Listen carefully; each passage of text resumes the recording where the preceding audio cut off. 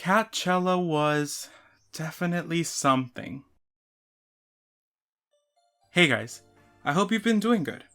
Work's been a bit hectic, so I haven't had time to write this, but finally we're here. After more requests than I thought, today we're talking about KATSEYE's Coachella performances. Thank you to everyone who commented in my Pinky Up video saying that you wanted to see this one. And like always, thank you for your continued support on my last few videos. It genuinely does mean the world to me. For the purposes of this video, I will mainly talk about Weekend 1 since my thoughts, for the most part, apply to Weekend 2 as well. So now, let's get into it cause I took notes. Okay, I was a little late to actually seeing the performances, so I had to do a mix of official uploads and fan cams to be able to see everything. So some of my critiques might boil down to how it appeared in the footage I found, cause Lord knows I was not there. But if the playlist I found on YouTube is in the correct order, they opened their set with Pinky Up. Yikes. My dislike for the song aside, I do want to give props to Lara and Sophia cause the moments that were live sounded really good. I did wish that the girls did something else with the song, maybe added a dance break or extended it, but given that they did that for other songs, I won't complain too much. After that, we got Debut and I have some mixed feelings about it. On the one hand, you could tell they were singing live, but that's also the drawback. There were moments where they were a bit breathless and kind of choppy, but for me, that's what makes a live performance so engaging. It shows that it truly was live. Their movements from the choreography and their individual stamina will obviously affect their vocal output, so I'm not hating on them for that. I'm just mentioning it because I feel that if I don't, fans and haters alike might say something. This is also one of the songs that got something added to it. For this one, it was a guitar solo and a dance break. Honestly, I really liked it. The girls looked like they were enjoying themselves and the arrangement for the song definitely went hard. Could they use some more training for stamina? Sure. But from what I know, the best way to build that up is by doing these live performances. That way they can learn when to take breaths and how to distribute their energy more efficiently, so given that, I think they did great. Moving on to Mean Girls. For this one, I couldn't really tell if it was mostly lipped or if they were actually singing live. I know Lara had some gorgeous vocal moments for both Weekend 1 and 2, but the rest of the performance I was a bit less sure. Not that it really matters, cause I do understand they need to catch their breath. Regardless of it being live or not, I did enjoy the more laid back atmosphere of this one, especially with the theme of the song. Continuing with Touch, this one also had moments of live vocals mixed with lip singing, but you could tell when the live moments were live. I honestly really liked their energy during this one. Plus, it also helps that Touch was already one of my favorites, so this performance really just solidified that. There was that one moment where Lara pulled the mic away from her, and the backtrack didn't cut out, but you know, it happens. We move on.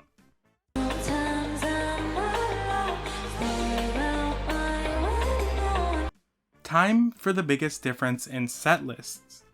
Golden for Weekend 1. First off, I just need to get this off my chest. Who asked for this?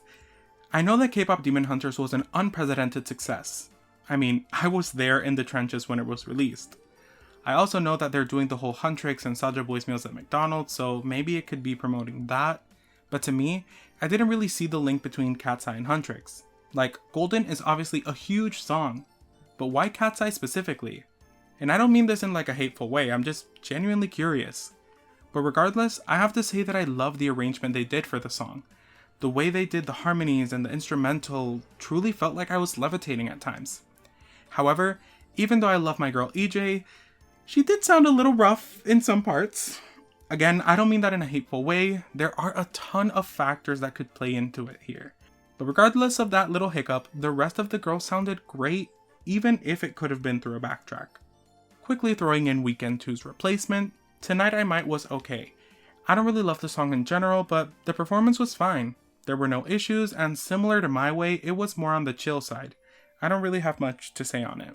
Following that up with Game Boy, I had the same confusion I've had for the past few songs where I think it's live and it could be lipped and vice versa. I do think this one was more on the live end. The main thing supporting this for me was Daniela. She sometimes dodged the ending of her lines when they go down to a lower note and there wasn't a backtrack there to fill it in. So to me, that says that at least those parts were live. Add to that, her screaming Coachella showed her mic was on. Could this have been planned and someone turned it on ahead of time? Sure, but I don't really see the benefit in theorizing about it. Also, Lara's ending vocals were great. In general, I really love how many little riffs and runs the girls added throughout the set for both weekends. I don't really have much to say about Internet Girl. It was a combination again of live and lipped, and the performance was good. Again, ignoring my gripes and complaints about the song. Our next sort of change up happened in Gabriella. I really liked that it seemed to lean more on the live side of vocals, especially for Lara. She was eating this up. Speaking of which, I want to say I think Yoonchae did a great job even through her wardrobe malfunction. In case you didn't know or haven't seen, like some of the other songs, Gabriella had an extended dance break added to it. The longest one of the set if I'm not mistaken. For this section, they did a slight wardrobe change by adding these big maxi skirts that were also used in the choreography. For weekend 1, unfortunately, something happened that Yoonchae was unable to wear hers. Luckily, they fixed it for weekend 2 and did the performance flawlessly.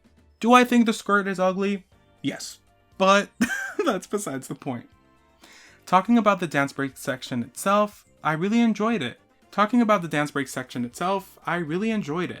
The instrumentation and the arrangement really made it feel grand. Combine that with the added choreo, it was truly something else. I mean, they had these girls flipping and sliding and being moved all around. So for me, this one was definitely a standout of the night and one of my favorites overall. Being a little messy, I do think that this being their biggest song and this being their best performance, in my opinion, is not a coincidence. Next up, we have one of my favorite songs of theirs, My Way. For this one, they popped off with the vocals. Even if they were lipped or not, it sounded great. I love the harmonies and the way everything was arranged sonically. Truly chef's kiss. Plus, Lara's whistle notes and Sophia's belt. Wow. There was a slight hiccup during weekend 2 when Lara went to do the whistles, but that's fine. Again, it adds to the live feeling. Our second to last song is MIA. I love the instrumental intro and the live vocals. This one did have some auto-tune and smoothing applied to their voices, but I do believe it was meant to be an artistic choice. But the performance as a whole was pretty show-stopping. There was hair pulling, trust falls, the whole nine. MIA is one of my favorite songs of theirs already, but my biggest complaint has always been how short it is. Here, they fixed that with the intro and repeating what in my opinion is the killing point, the gorgeous ending vocals. But speaking of the ending, what the f*** was that?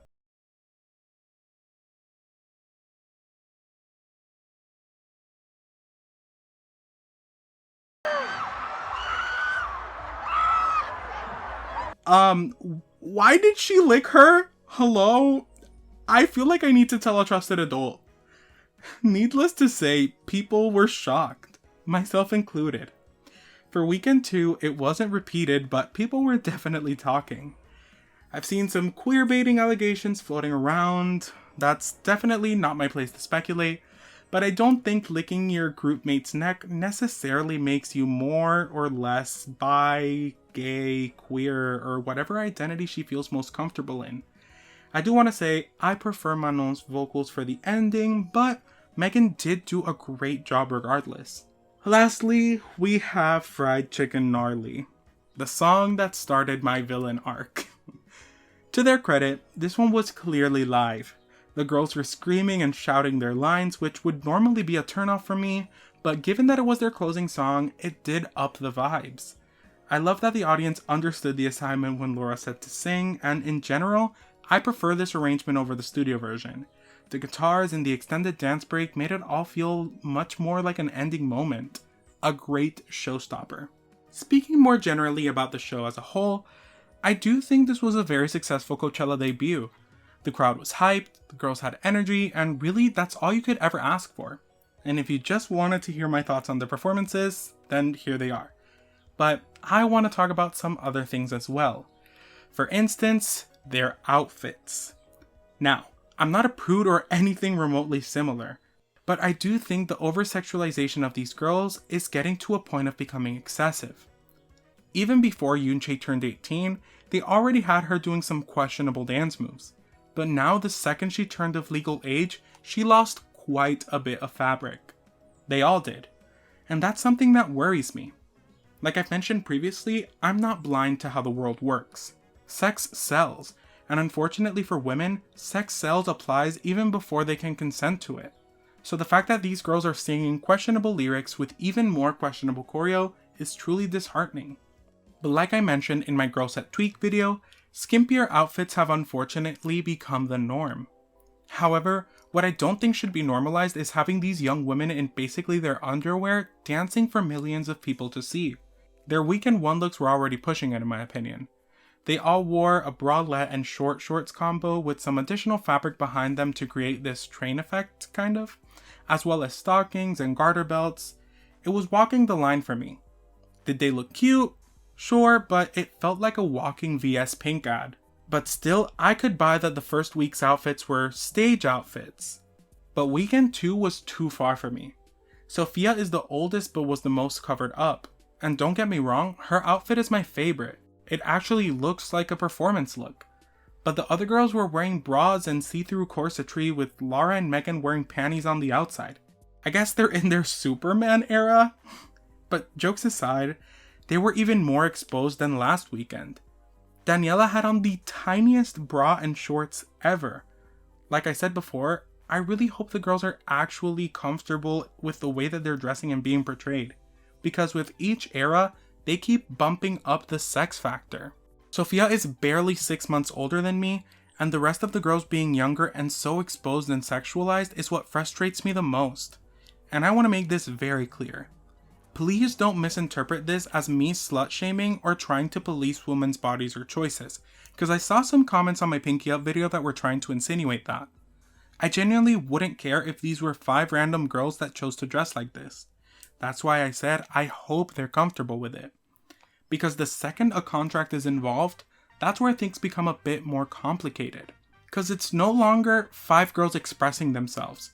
It turns into a company deliberately capitalizing on young girls' bodies and the unfortunate reality that, like we said, sex sells. And 2 things can be true at once.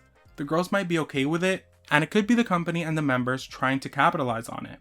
I'm all for dressing how you want to dress, doing what you wish to do with your own body, but considering how young some of the girls and their fans are, it also becomes a bit more concerning. This could veer off into a totally different political/moral debate, which I simply don't want to get into here. But TLDR, I hope they agree with how they're being presented to the world. Moving on to the final topic I wanted to touch on. You knew it was coming. I want to talk about Manon being at Coachella. It has long been speculated that her hiatus was against her will, and needless to say, the fact that she was at the festival and even went on stage with Pink Panthers said more than enough for some.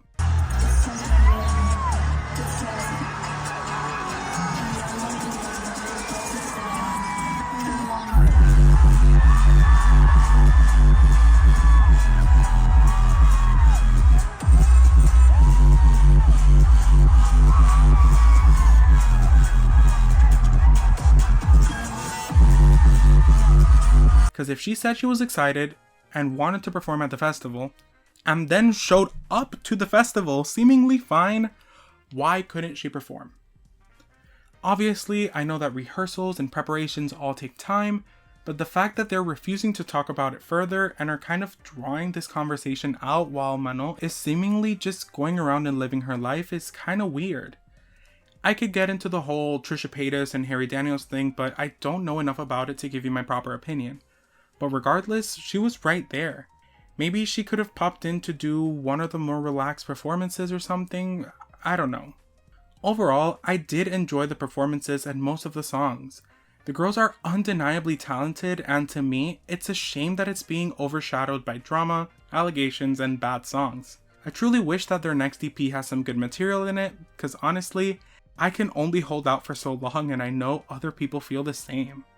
But yeah, I hope you guys enjoyed listening to me ramble a little bit about this. Starting next week, we should be back to regular programming. I'm gonna try to get out the videos I have planned because groups be releasing music and I want to talk about it with you guys. So if everything goes right, May might bring a little bit of spam from me. But anyways, thank you guys so very much for watching. Remember to like, comment, share, and subscribe. Click that bell icon so you're notified every time I post a video. Tell me in the comments down below, what are your thoughts about the performances, the outfits, the lack of Manon? And remember that I love you all so much, and I'll see you guys hopefully very, very soon. Bye!